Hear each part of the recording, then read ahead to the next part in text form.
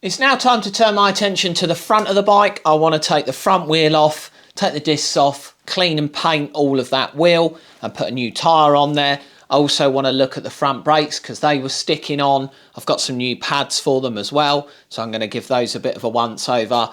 The forks, as we mentioned, the fork stanchions are quite badly pitted on here and the fork seals are knackered, so I made the decision to get a second-hand set of forks. So what we're going to look at doing is replacing the seals and bushings, new oil into those forks so that when we put them back on the bike, they're all good to go. I do want to paint this bottom yoke and I need to replace the bolt on this side because somebody's chewed all the face of the bolt up there and I want to replace that. So what I'm going to do first is move the bike off, then we'll do those forks so that they're all good to go. So that's the pair that we've got here. Again, these aren't perfect. These are a used set of forks, so they're going to have marks and bits and pieces on them, but they should be a lot better than these ones that we've got on there. So we get started with the forks first, and then we'll put the bike back on here and dismantle all of this stuff. So here is the kit that we've got. We've got the outer dust seals that comes with a bit of assembly grease.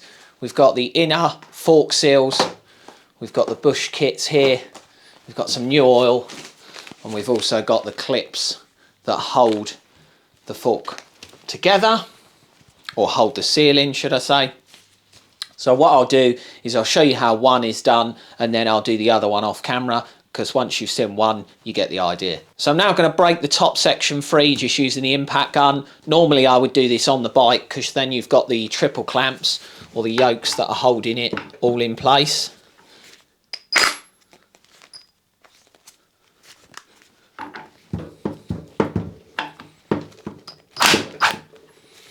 Now that's broken free, I'm just going to grab a drain bucket.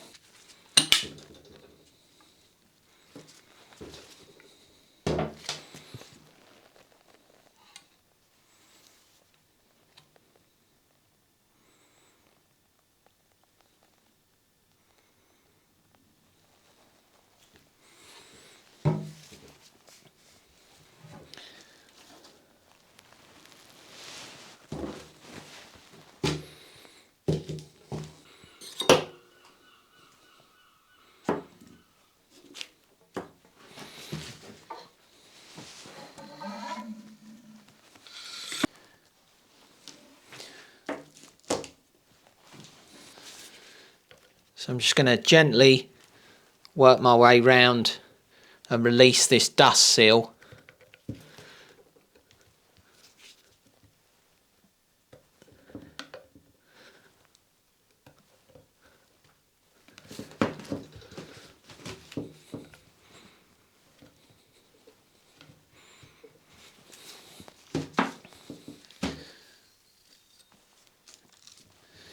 So now that we've removed that dust seal, that then gives us access to that clip that holds that fork seal in. So that's that out of the way. And I'm just laying it out as it comes out of the fork. It just makes it a bit easier for me to then know what way it goes back, so I don't get anything mixed up.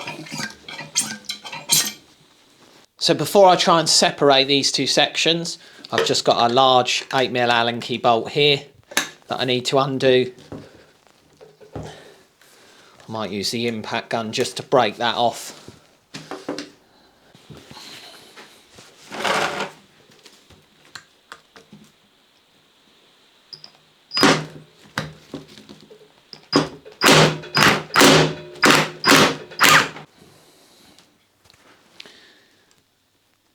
Inside the bottom of the fork leg here, we have this dampening bolt, and I did it the wrong way round.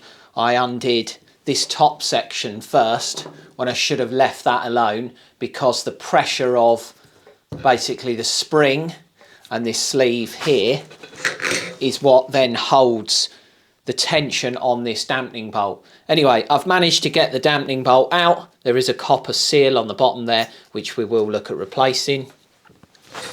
So now we can lay all of this out in order as it comes out.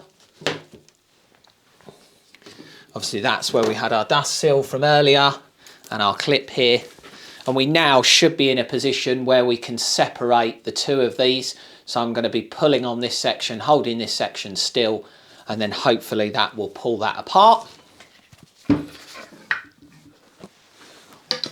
What I will do just before I do that is just pouring out any oil or any remaining oil. So here you've got the dampener itself. So we could almost just lay that like so. Then we've got it all laid out and we know which way it went.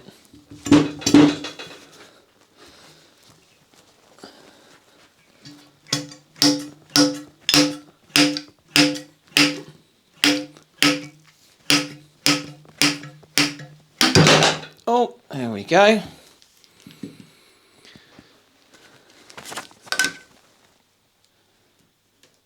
So we're going to give all in here a good clean. We'll obviously give the outside a clean at the end, but that's the bottom part of the fork out of the way. And then you've got your seal here, and then you've got your bushing kit here. So we're just going to slide them off. Again, laying them in order. There is a washer there, so we don't want to forget that.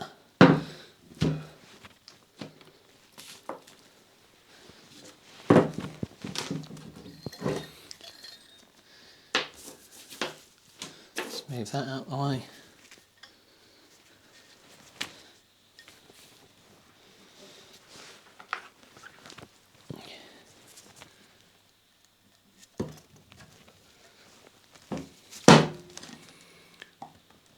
What I'm going to do now is I'm just going to give this fork leg a real good clean, check that over to just make sure that there's nothing that's going to catch and damage the new seal. We've now got ourselves a bit of fresh paper here on the workbench, and I've got myself a set of fresh gloves as well, just because we don't want to get any contaminants in when we're putting the new fork seals in.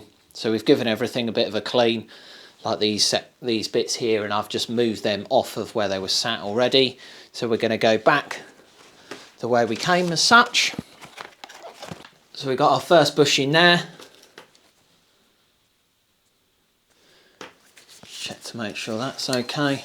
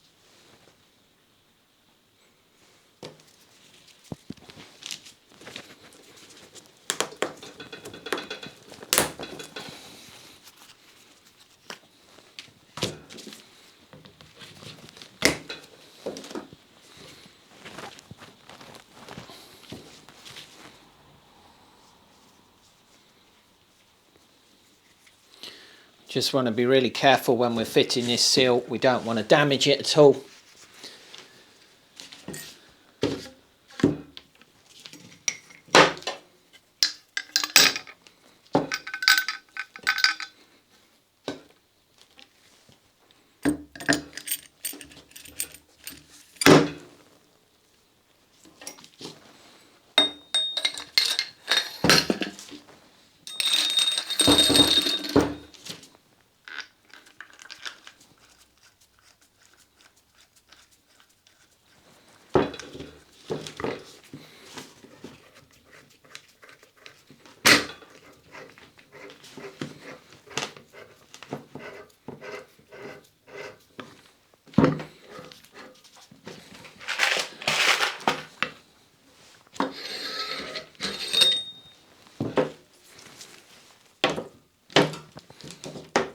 So we've got the bolt started in the bottom here and the dampening rod, and what I'm going to be doing now is just using the fork seal tool that I've got just to drive this seal down and into place.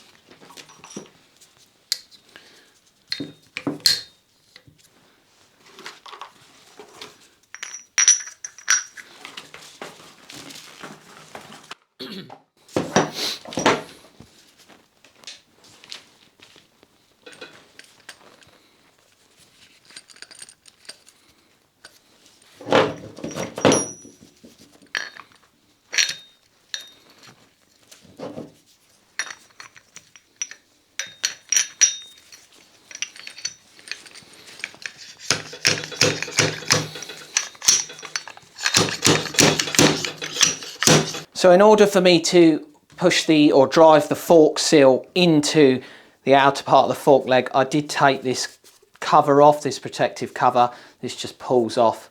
Managed to get that off and out the way. What I would recommend is when you are fitting the fork seals with your fork seal driver or whatever you're going to use, put a bit of oil on the outer edge of the fork seal and also inside the outer leg as well, because then when you drive it in, it makes it so much easier. If you're trying to do it without any oil on there, you really struggle to push those in.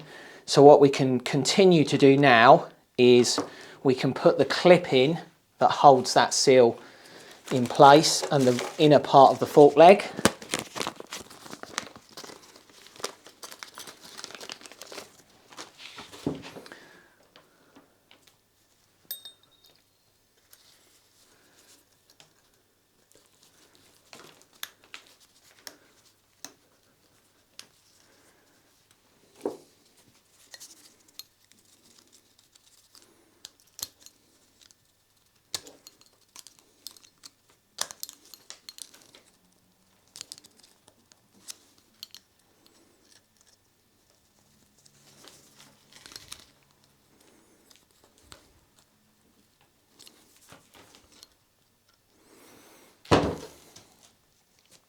So now that that's in, we just want to push that in to the recess that it sits in, just to make sure that that's home. That's going to hold that in place nicely. That clip, hopefully you can see. So now we can look at putting the dust seal on. This just comes with a bit of red rubber grease, so we'll put some of that on there.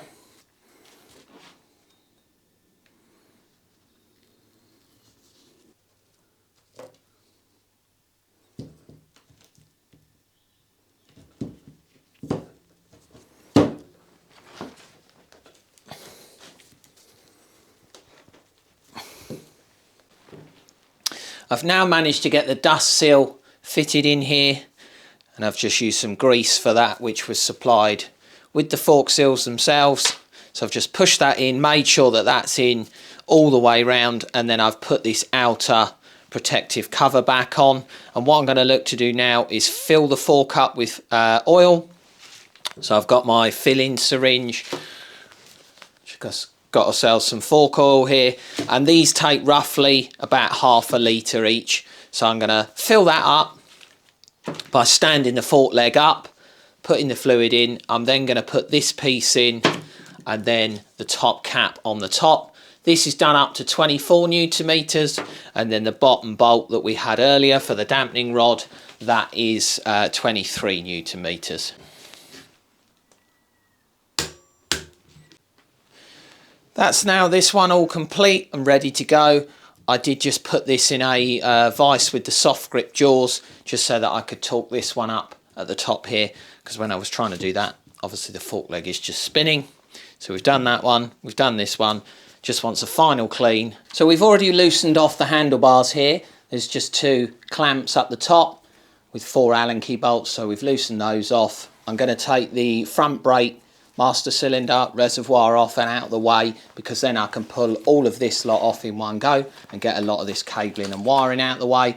Good news with the ignition, it does seem to be freeing off quite nicely. There still is a bit of a trick to it, but it's definitely a lot more pronounced moving from off to the on position. I do need to turn the steering at some point, so that I can then move the steering lock and move the key, and then just try and get it to free off and work nicely so that the steering lock works as well.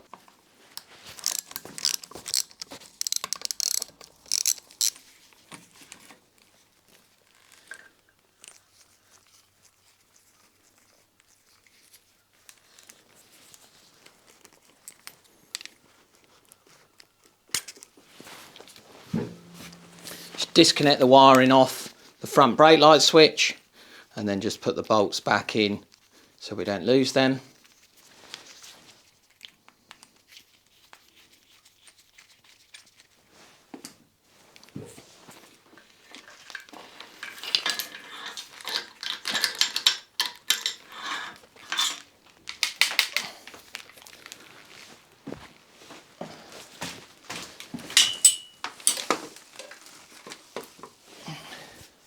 We will disassemble all of that lot later because I do want to paint the handlebars, but for now that's out the way. So yeah, that's moving nice and free. Brilliant. I'll take the key out just in case I knock that and end up breaking it off.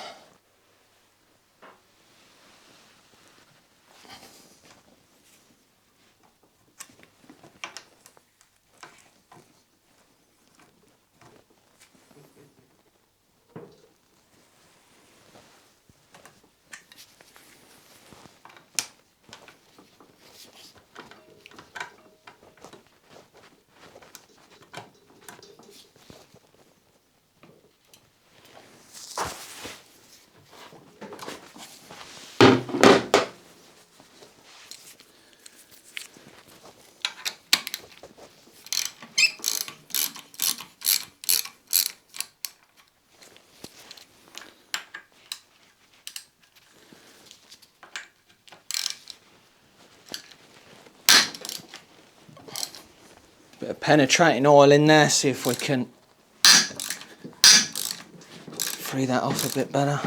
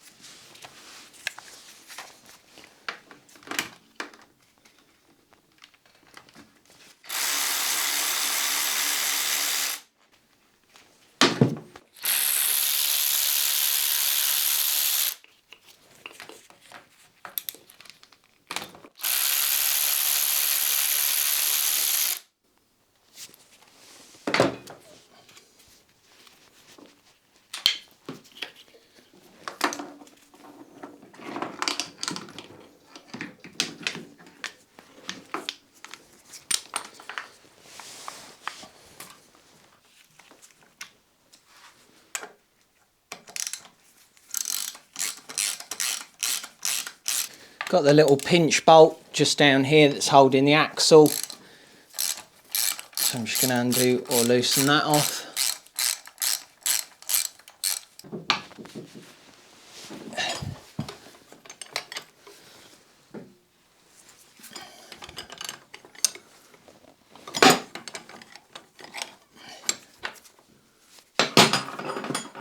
That front spindle is now loose. I think what I'm going to do is get myself a couple of ratchet straps, ratchet strap the back of the frame just sort of down towards the back here, so it's going to take some of this weight, because as soon as I take that wheel off it's just going to want to disappear.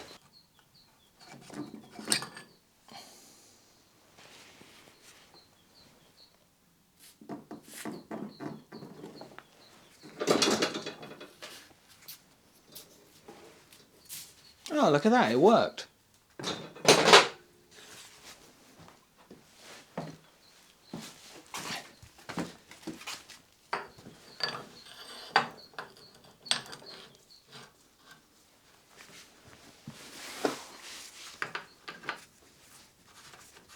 Just going to play around with the steering lock for a bit while I've got it like this. It seems probably a reasonable idea. Steering bearings feel nice and smooth, no damage there. or no notchiness. I will check them for play as well. They don't feel like got any play in them. I might paint this in situ. We'll see.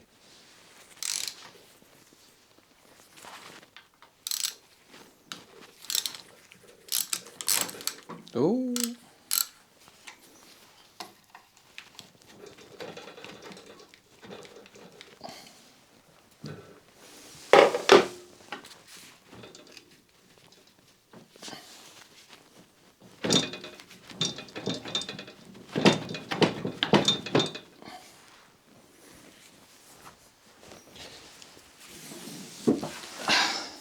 See if we can do a bit of a wheelie.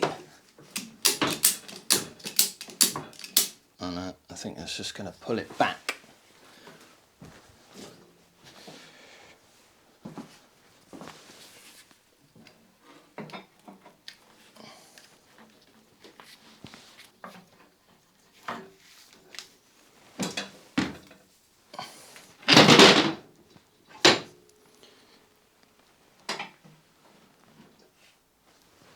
There you go. I'm not worried about being too precious with these forks because they're knackered.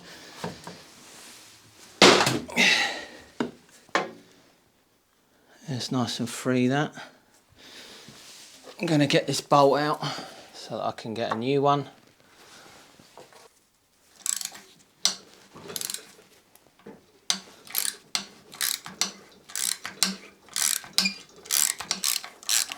There it is, all just chewed up, as you can see the face there. We want to get a new one of those and make it look nice when we put it back together. So I now need to work out how I'm going to get this back into this. And what I was thinking, I've not done it like this before. Normally I have the front end on the bike and I've got the stability of the front end and then the centre stand, so it makes it stable. But where I've got the front end off at the minute and I'm waiting for some bits and pieces, I want to try and get this back in the bike because I'm running out of room and falling over stuff. So I've strapped the back down, which I'd done earlier. I've strapped a block of wood here to stop the centre stand from moving back, and I've also strapped the front.